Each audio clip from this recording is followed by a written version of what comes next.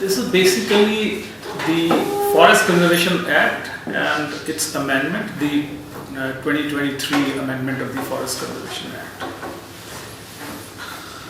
Now, my task has been made a little easier by the fact that, just a couple of months back there was a lot of debate, lots of discussion and lots of articles written in both print media as well as the electronic media on a topic as benign as Forest Conservation Act. I mean, I didn't expect that an amendment into the Forest Conservation Act would draw this kind of attention in Nagaland, especially in the area, where most of the forests are owned by the community and hardly any government-owned forests. But anyway, so that has given you some background, what the FC Act is about, what does it deal with, and why it's relevant or not relevant in Nagaland's context. Okay, now, Forest Conservation Act 1923 is basically nothing but a very small amendment to the original act, which is the Forest Conservation Act 1980. Now, why the Forest Conservation Act came into being? The fact is that forest at one point of time used to be a state subject.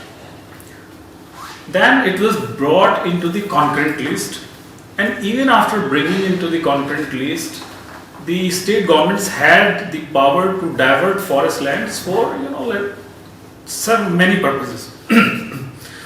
So in the 80s, we saw this trend that states were diverting large chunks of forest land for various purposes, and the trend became so alarming that, Mrs. Gandhi, who has been one of the most pro-conservation prime ministers that we have had, she kind of was instrumental in bringing this act. Now, once this Forest Conservation Act 1980 came into being, the states were no longer free to divert forest lands. The Forest Conservation Act 1980 made it mandatory that the permission of the central government is required if you want to divert any forest land for, within inverted commas, non-forestry purposes. So this was a kind of, the central government put the brakes on sort of arbitrary and random transfer of forest lands for, n number of usages. So this act basically, it's a very small act, just few pages, and it only says, the essence is just two things. The first thing is, if you want to divert a forest land for non-forestry purpose, prior, permission from the central government is required, number one. And number two,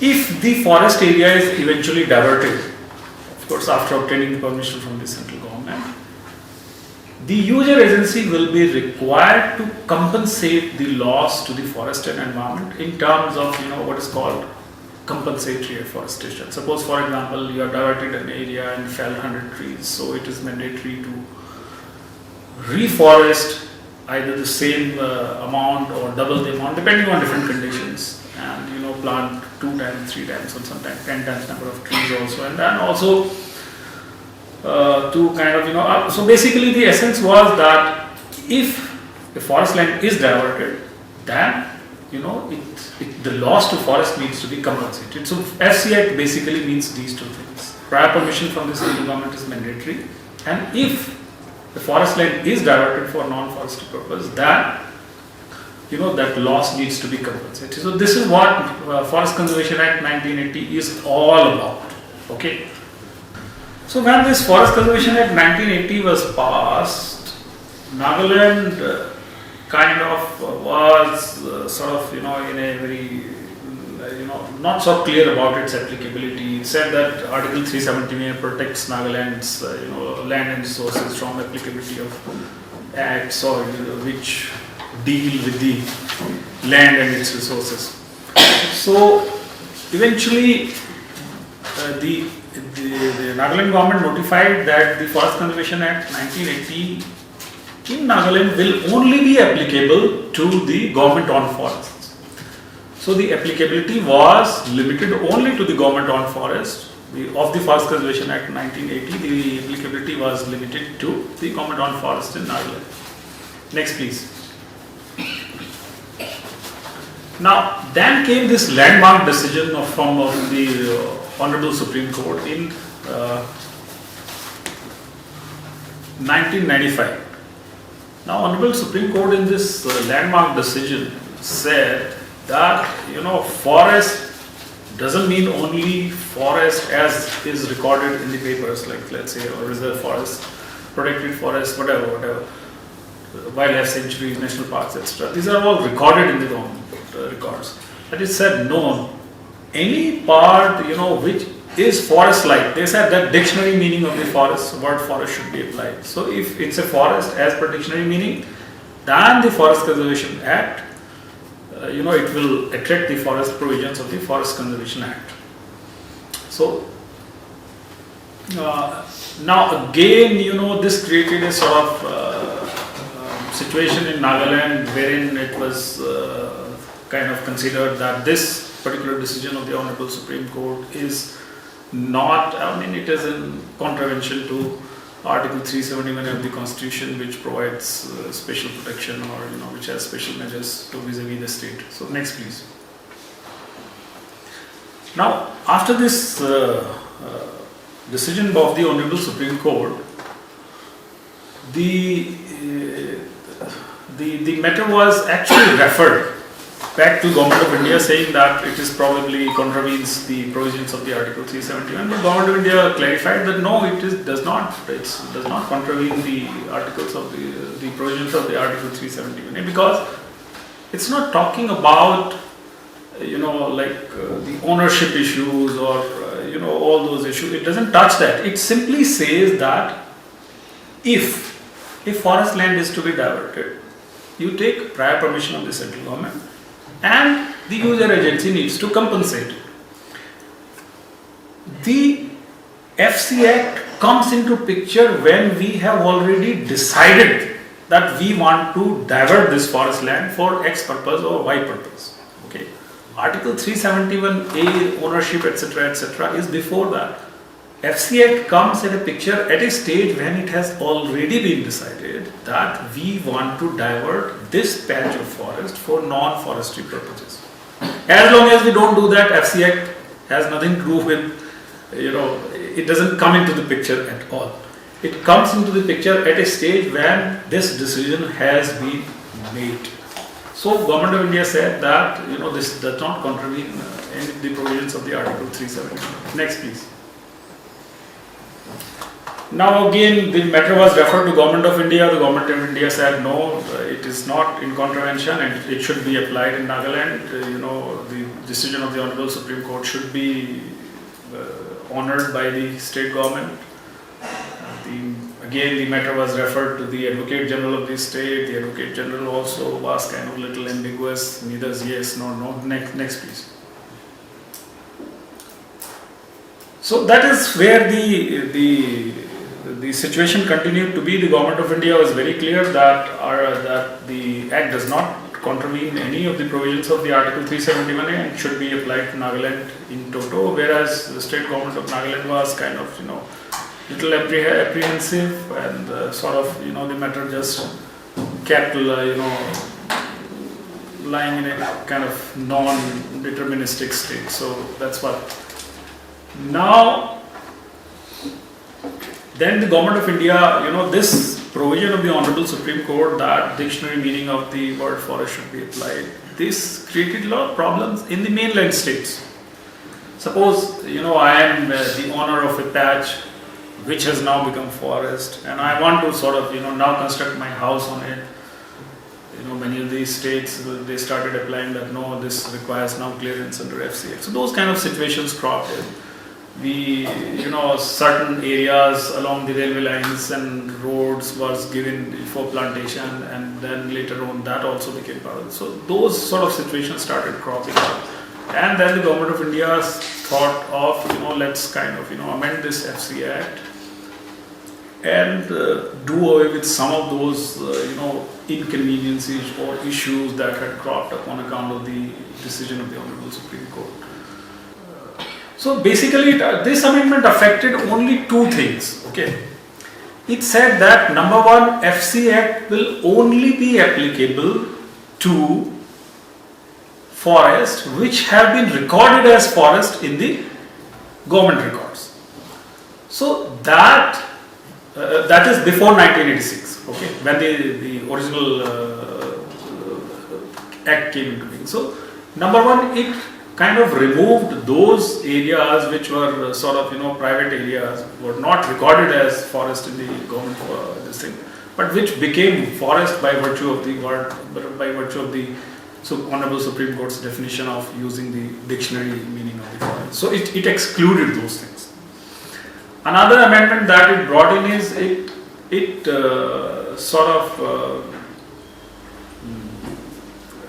made the areas which are within 100 kilometers of the international borders free from the applicability of the FC Act. Now this also has a context that certain things were required to be taken up quickly in areas in Ladakh and J&K because of certain border issues which you might be familiar, GoN incidents and whatever. But then FC Act came into being and the permission took a lot of time. So Government of India has said that any areas which is within 100 kilometers of the international border, those the FC Act will not be applicable. So these two are the main, the amended Act basically. These are the major kind of changes over the previous Act. Number one, the amending the areas on which the FC Act will now be applicable, removing the dictionary meaning part, indirectly, and then the, exempting the areas within 100 kilometers of the international boundary from applicability of the FC Act. Next. Now, the Act before it was, passed by the Parliament, it was referred to a parliamentary committee, and the parliamentary committee visited Guwahati, and we made our submissions that, while we said that the private forests in Nagaland, they may be kept out of the purview of the applicability of the FC Act, but by virtue of the fact that these are very rich forests, these are not plantations like eucalyptus or poplar in the mainland. These are natural forests, so there should be some compensatory mechanism that when there is a loss of biodiversity, loss of forest, that some kind of the user agency must compensate the loss to some extent, while keeping it out of the purview of the FC. And regarding the 100 kilometer thing, we said that let it not be blanket 100 kilometer, let it be specific, like depending on what sort of forests are there. But these were not considered, and the Act was passed without taking into consideration of submission from not only from us, from most of these states.